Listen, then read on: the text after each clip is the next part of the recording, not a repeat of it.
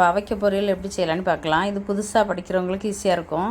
1/4 kilo பாவைக்காய் cut பண்ணி வச்சுருக்கேன். அதுக்கு 4 பல்லாரி, ஒரு பூண்டு தட்டி வச்சுருந்தேன். எண்ணெய் ஊற்றி கடுகு, உளுந்தம்பருப்பு போட்டு வெங்காயம், பூண்டு சேர்ந்தால போட்டு 2 நிமிஷம் வதக்கிட்டு பாவைக்காவை சேர்த்துக்கலாம்.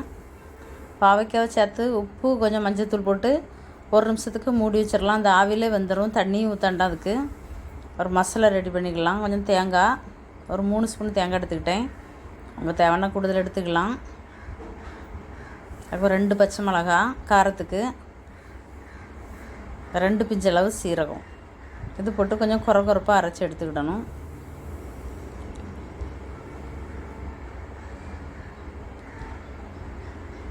பாவைக்காய் வந்துட்டு இந்த மசாலா போட்ட பிறகு மூடி வைக்கண்டாம்.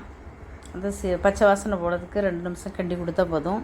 போட்டு ரெடி ஆயிரும். பாவைக்காய் பிடிக்காதவங்களும் சாப்பிடலாம். லாஸ்ட்டில் கொஞ்சம் நாட்டு சக்கரை போட்டுக்கிட்டேன்.